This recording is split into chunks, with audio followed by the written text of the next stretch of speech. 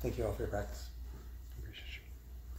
So I want to just kind of have a brief check-in with you guys, and I've been going over what I refer to as the 5 hindrances of awakening for the past few weeks. In the first week, I gave an overview on these 5 hindrances. These 5 hindrances are the qualities of craving. That's the first one. The second one is aversion. The third one is sloth and torpor. The fourth is restlessness and worry. And the fifth is doubt. So I went over, in the first week, I gave an overview of these hindrances. In the second week, I went over the first one, craving. The second, and the third week, I went over aversion, which was last week. So that brings us this week to sloth and torpor. For those of you that have been here, I hope that as we've been exploring these hindrances, that it's kind of become clear that these hindrances aren't really something that we can just push away from and get rid of. And pushing away from them would just be more aversion to begin with, right? So we have to view them clearly in order to uproot them in our path of awakening. So we can work with them, but I feel like it's important to tell you that they're not going to go away. They're going to show up. They showed up for the Buddha until he died.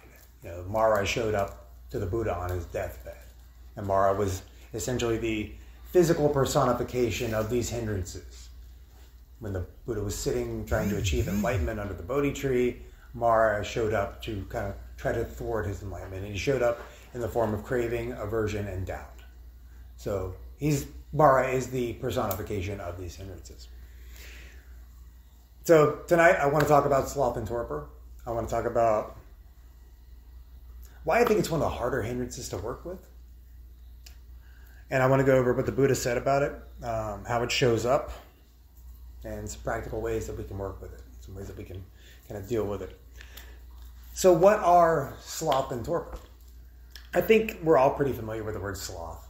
I think we all kind of know what that means. And if we don't, we can just kind of take a cue from the animal. And it's like, okay, slow, sluggishness. So sloth is this quality of sluggishness of body, basically. It's just overall laziness. Torpor, a little bit different one. I think torpor is a word we don't really hear so much. Has anyone ever heard the word torpor outside of this room?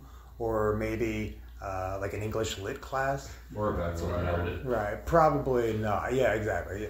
So it's not a word we hear a lot. But torpor is it's very similar to sloth in the sense that it's this quality of laziness, just dullness. But with torpor, it's dullness of mind. So with sloth and torpor, we're looking at the dullness of body and dullness of mind. Gil Fronsdale, who's a Dharma teacher at the Insight Meditation Society in Redwood, California, said that sloth and torpor are forces in the mind that drain vitality and limit effort. It easily drifts in thought. When this hindrance is strong, there's not even enough mindfulness to know that we've fallen into it. And that's one of the reasons that I feel it's hard to work with, is because when we are in this state, it's hard to even notice that we're in this state. And we're generally pretty repellent when we are in that state. We just don't even want to do the thing. Me, anyway. I know that's me. Like when I'm feeling like sloth and torpor, I don't want to do shit. I just want to chill. I just want to hang out and do nothing. And that just makes it worse. It just grows and grows and grows. You feed it, it makes it worse, right? So it's this quality of slack and torpor, like I said, that I think is what makes this hindrance so difficult to work with. Because we don't know what's happening. So in the Samyutta Nikaya, otherwise known as the group discourses, verse 46, the Buddha describes the mind as being like a bowl of clear water. And you guys have heard me say this simile a few times. When we're talking about the hindrances, he describes the mind as being like a bowl or a pool of clear water. So when it's clear and it's still, the view is unobstructed, we can see clearly. We get to what is called samaditthi. Samaditthi is a Pali term that means complete view. It's actually the first factor of the Eightfold Path, is this complete view, samaditthi. But when it's obstructed, we can't see through it. And so with each hindrance, the Buddha goes over this simile of the way that the bowl is obstructed. And with sloth and torpor, he describes sloth and torpor as the bowl being covered with algae, moss, from stagnation. Just the stillness causes the water to cover over with algae. And so we can't see through it, right? The simile goes on. He says, if there's a bowl of water covered with moss and algae, then a man with a normal faculty of sight looking into it, could not properly recognize and see the image of his own face. In the same way, when one's mind is possessed by sloth and torpor, overpowered by sloth and torpor, one cannot properly see the escape from sloth and torpor that have arisen. Then one does not properly understand one's own welfare, nor that of another, nor that of both. So within the simile of the bull, as I said, we're shown different ways in which our mental clarity or our samadhi can be obscured. In the case of sloth and torpor, the Buddha likens this to, like I said, a bowl that's grown over with algae and caused by stagnation. With this quality, the body may feel heavy, lethargic, weary, weak, or sluggish. When we're sitting for meditation practice, it can be difficult to keep our attention on what we're doing. It can be difficult to even keep sitting upright. You might feel the body start to lean, just to feel yourself start to nod out a little bit. So sloth, the Pali term for sloth is tina. And sloth and torpor is actually a hyphenate. The Pali term for this is tinamita. So sloth or tina in this context could also be called laziness, right? But if we're looking at it from a Buddhist perspective, laziness, I kind of like the Buddhist definition of laziness because it's not a character defect. It's a choice, right? These are choices that we make. Like we have the choice within us to be active or not. We make our own decisions. There's nothing preventing us from getting up and doing the thing other than ourselves.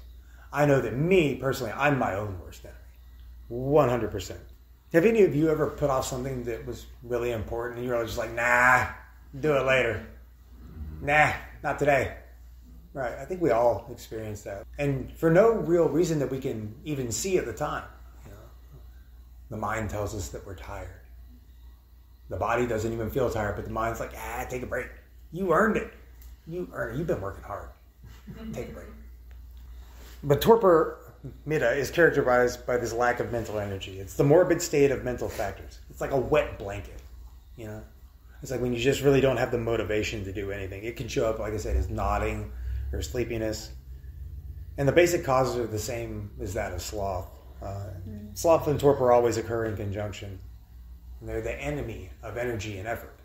So if we're talking about effort, we can look at the Eightfold Path again. The sixth factor of the Eightfold Path is this right effort or complete effort. And with effort, this is the path of the middle way. So we don't want to give too little effort. We don't want to be falling asleep in our meditation. We don't want to be falling asleep in our life. We also don't want to put in too much effort. We don't want to tire ourselves out with too much effort. So it's this middle path. It's finding this perfect amount of effort. It's this Goldilocks amount of effort. Sloth and torpor have this contracted quality to them. It's like a withdrawn quality. When you're feeling like you really don't want to do anything, it's almost like this nihilistic kind of a hindrance. We just kind of want to hide from the world and sleep all day. That might sound familiar to some of you that suffer from depression.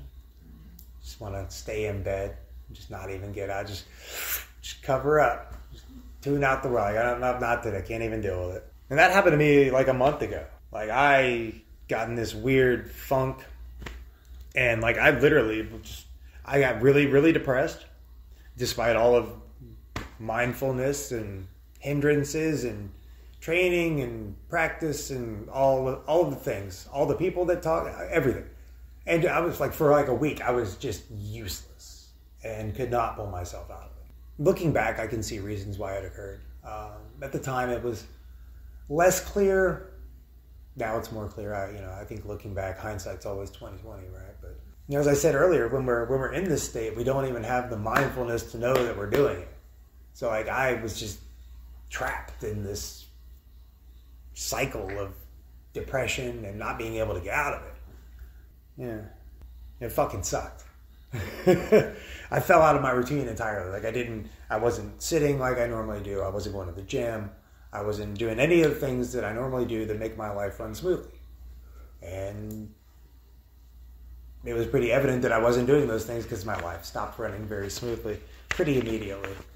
I was able to pull myself out of it pretty quickly after about a week or so, but it's still kind of lingering a little bit. I'm not going to lie. It's still kind of lingering.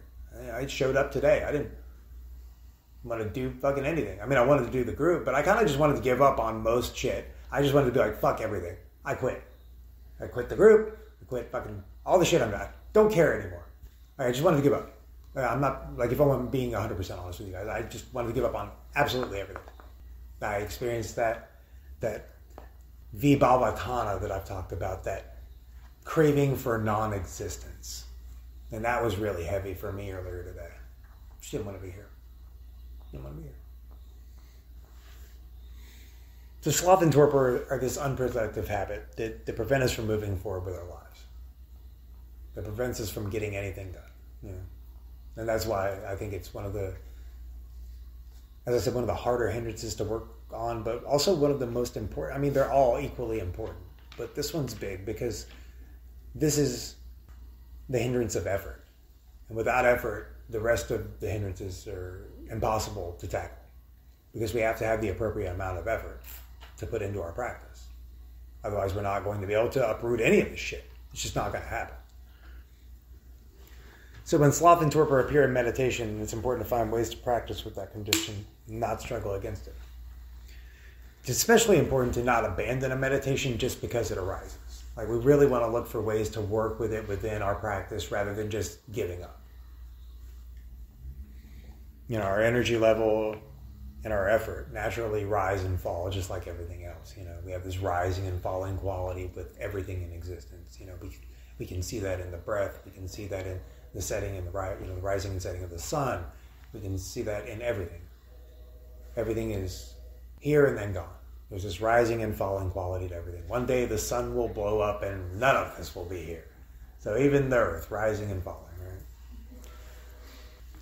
But I think if we're practicing regularly, I think we get a lot better at noticing when it arises. I think if we can ground ourselves in mindfulness, even though it is harder to spot because this hindrance makes it a little harder to spot because we don't notice it happening, with a mindfulness practice, we get a little bit of a leg. Me personally, in my experience, I'm able to catch it a lot easier now.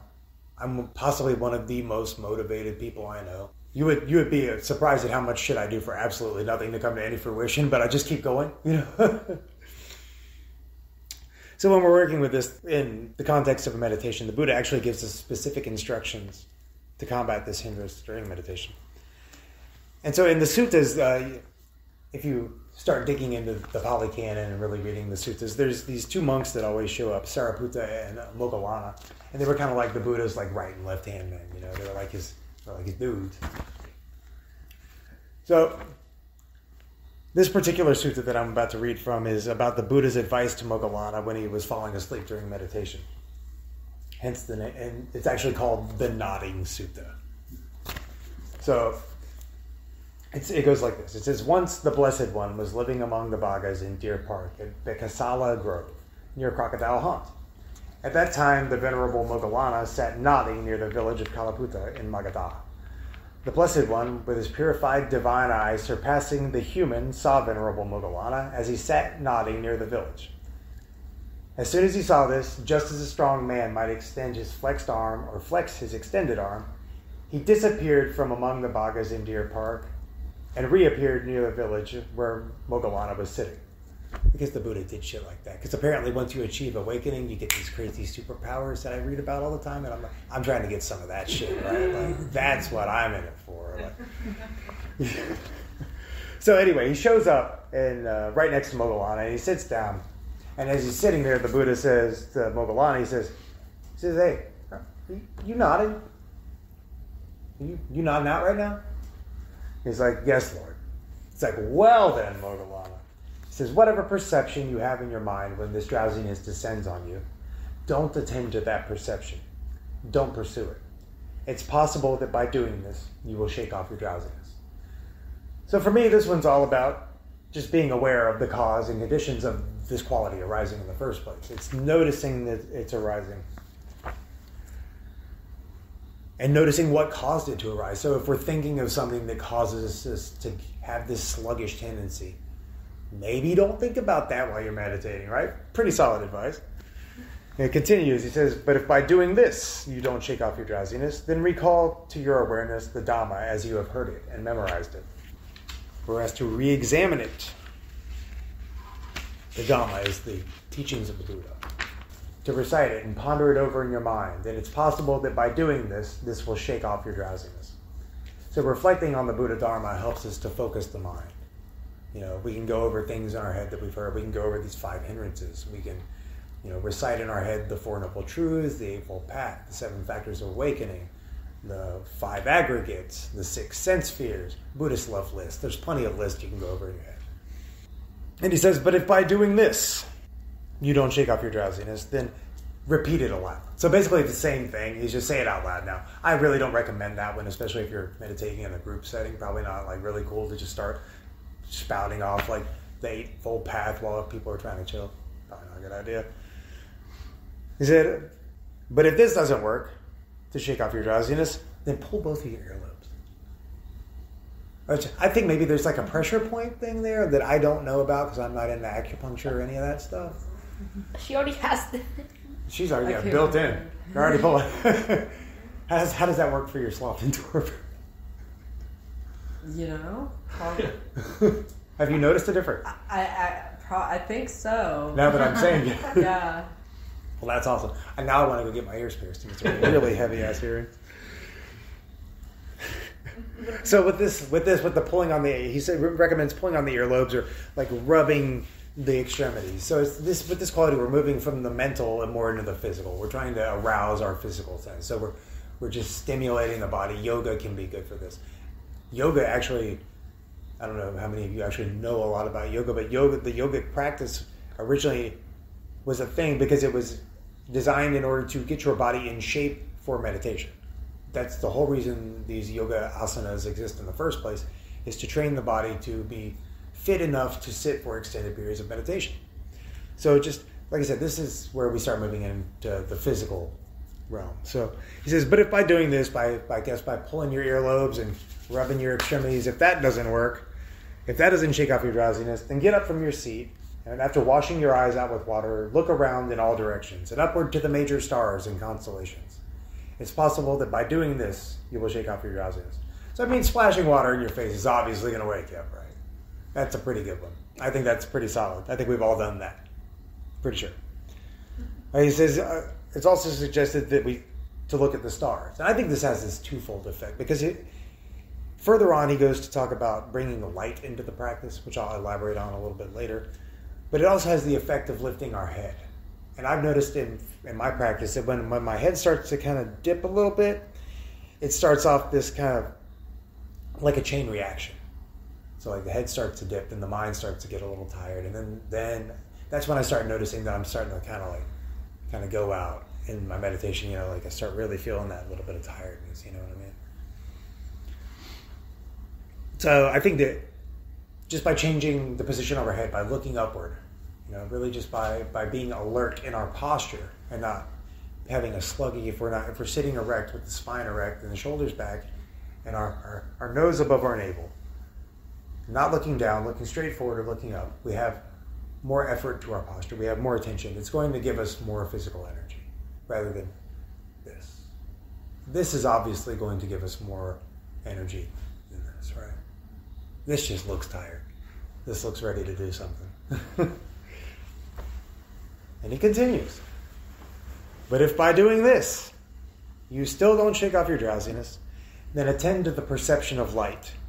Resolve on the perception of daytime, dwelling by night as by day, and by day as by night, by means of an awareness thus open and unhampered. Develop a brightened mind, and it's possible that by doing this, you'll shake off your drowsiness. So for me, and I do this a lot in my practice, I open my eyes. If I start to feel like I'm getting tired, I just open my eyes. That's why I like keeping the light on here. I'm not trying to go to sleep. I'm not trying to put anybody to sleep, and it's really easy to fall asleep when we're meditating. So yeah, just opening your eyes can help a lot. Just if you're in your meditation practice, you start feeling sluggish, opening your eyes can be pretty beneficial. And it continues. But if by doing this, you don't shake off your drowsiness, then percipient of what lies in front and behind, set a distance to meditate, walking back and forth. Your senses inwardly immersed, your mind not straying outwards. And it's possible that by doing this, your drowsiness will be relieved. So it's kind of hard to fall asleep while we're doing a walking meditation, right? That's pretty much the most effortful kind of meditation we can do, is some sort of physical action. And anything can be a meditation. It doesn't just have to be a sitting practice. Meditation and daily life are not separate things. As long as we're applying mindfulness and concentration. anything can be a meditative practice.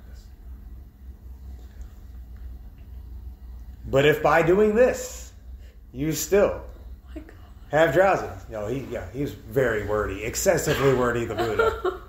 Yeah.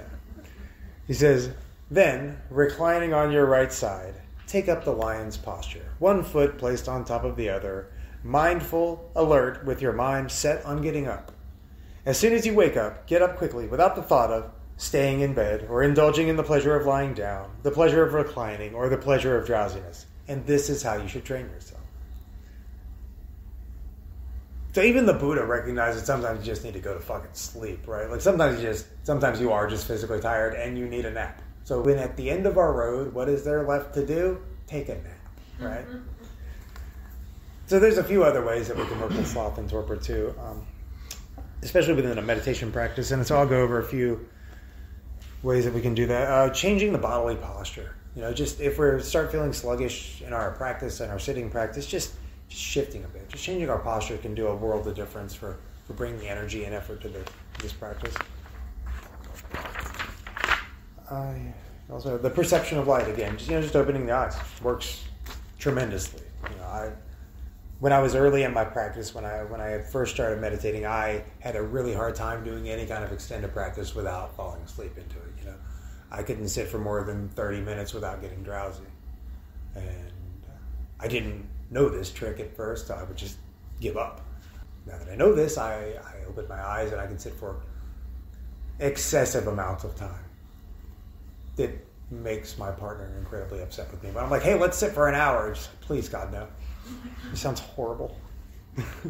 The Buddha also recommends just staying in the open air. He actually recommends living in the open air, but I don't like that so much. Like camping's cool and all, but like I'm not trying to camp professionally anymore. I'm in recovery now, and I don't have to do that.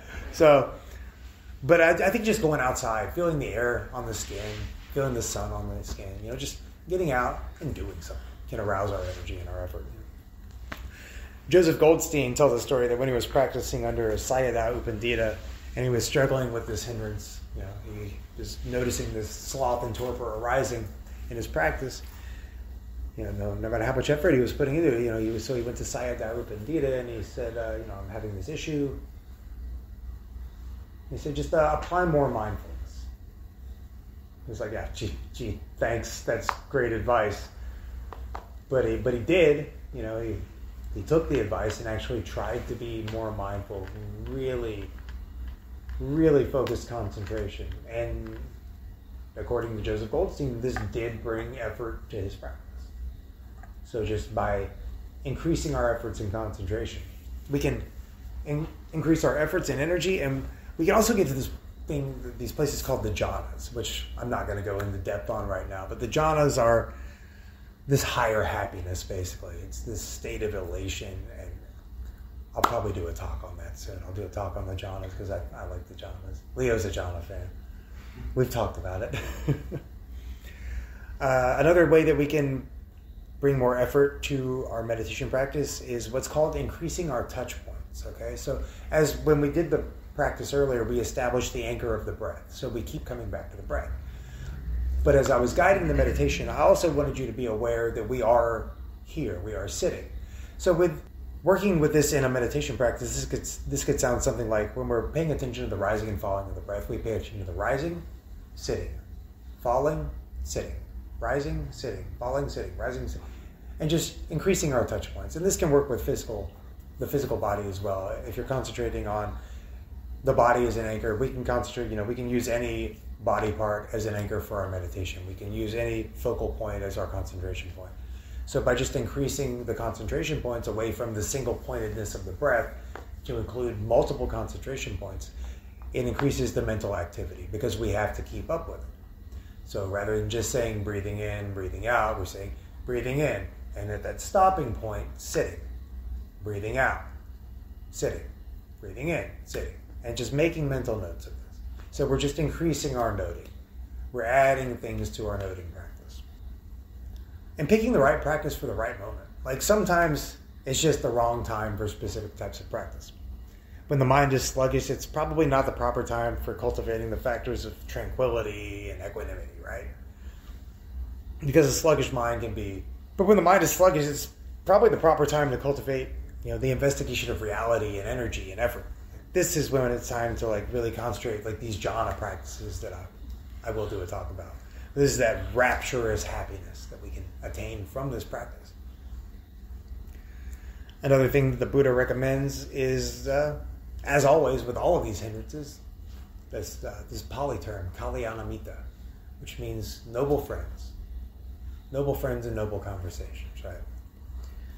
And in particular with friends that have experience with this, with experience in this practice and experience with working with these hindrances that can kind of help guide you on how to work with these things. It's helpful to know somebody who knows a lot about this shit. I wouldn't have gotten as far in my practice as I have if I did not have a pretty hardcore speed dial of Buddhist teachers in my phone. And that's pretty awesome. It's really nice to have those people to bounce that kind of stuff off of. There's this story, the Buddha's attendant was his cousin. His cousin's name was Ananda. And he was kind of like the wacky, zany comic relief of the Pali Canon. He's always the screw up. But Ananda got into this conversation with another monk, and they were arguing over whether noble friends were a part of the path. And Ananda said to this other monk, he said, I feel like the noble friends are half of the path. I feel like that's half of the whole thing. So let's ask the Buddha about it. So they go to the Buddha, and Ananda's and he tells him what he said. He says, I feel that the noble friends are half of the whole path. And he's like, no, Ananda. Noble friends are the whole of the Dharma. They are the whole path. This is a practice of community and Sangha. This is we can't do this alone. This is not something that we can do alone. This path is not one that's easy to walk alone. This is like an archaeological dig of the heart. We are unearthing the heart after we've had layers and layers of trauma and shit put on top of it. And that can bring up a lot of really hardcore emotions and a lot of these hindrances. And so it can be really helpful to have friends to talk to in general, but especially friends that are experienced with this practice and experienced in dealing with some of these hindrances. Really, they're arising, they're passing, noting what causes their arising and passing, and how to get rid of them. So in life, we went over meditation practice, but how can we deal with this sense of sluggishness in life? Well, there's a few ways. Moderation in eating is one of that the Buddha suggests. I don't know about you, but I know personally when I get overly full, when I'm not mindful of how much I'm consuming, I don't get tired almost immediately. It's almost like falling into a coma. I'm done. So mindfulness of eating, just knowing what we're putting in our body. The Buddha actually says, how is he moderate in eating? Herein a monk takes his food after wise consideration, not for the purpose of enjoyment, of pride, of beautifying the body or adorning it with muscles, but only for the sake of maintaining and sustaining this body, to avoid harm and to support the holy life, thinking, thus I shall destroy the old painful feeling and shall not let a new one rise. Long life will be mine, blamelessness and well-being. Majjhima Nikaya 39. He also recommends the recollection of death to arouse effort in our lives. And the Buddha was quoted as saying, today the effort should be made, because who knows if tomorrow death will come. And that's from Majjhima Nikaya 131. Right? Tomorrow is not promised.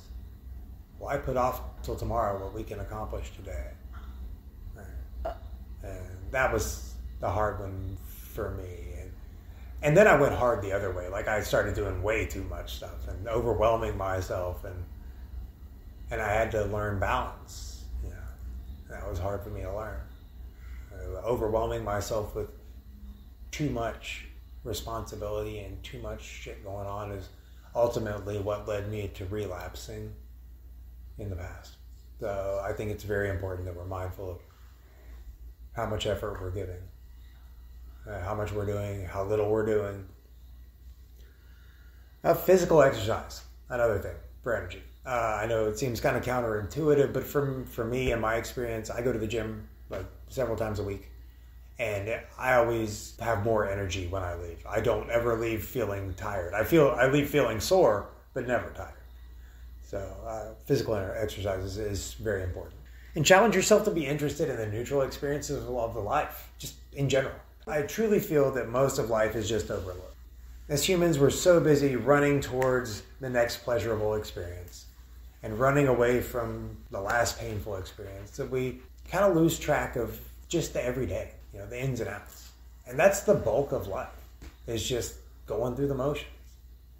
But I think the more that we can learn to appreciate the seemingly mundane shit in life, the more full life we can have. And listen to your body, Just pay attention. Like, really be mindful of the body and mind. It'll tell you what's up. The body keeps the score. It always knows what's going on. Just be mindful in your thoughts and actions as we train this mind to be in this present moment. That's what this is. This is a training. It's a training of the mind. On this path, we endeavor to train ourselves in these qualities of sila, samadhi, and panya. Sila being the ethical factor of this path, samadhi being the concentration and meditation aspects of this path, and panya being the wisdom aspect of this path. And these are all found within the Eightfold Path. The first part of the path is the wisdom aspect, the wise view or wise intention. Sila is the ethical factor, the wise action, wise speech, wise livelihood. And then samadhi is the meditation aspect of the path, the wise effort, wise mindfulness, wise concentration. So we have these three categories with these 8 limbs of this path. And they're all very important, This is like I said, this is a training. We work at cultivating these qualities. We train ourselves in cultivating these qualities and at removing these hindrances so that we can access this awakening. We can access this liberation. Because it's available. It's available to all of us. And the Buddha made it very clear that he was not a god. He was just the dude who figured some shit out. And we have this training because of that. And I am very grateful for that because it has definitely improved my life. And so I hope this has given you guys some clarification into this hindrance. I kind of went over what sloth and torpor are. I went over a lot of what the Buddha said about it. And I went over some ways that we can combat it both in our meditation practice and within our lives. And so now I'd like to move into our longer guided practice. And during this sit, I do invite you to investigate these qualities of sloth and torpor during your practice. And if it does arise, just seeing which of the suggestions that were given work to help alleviate it.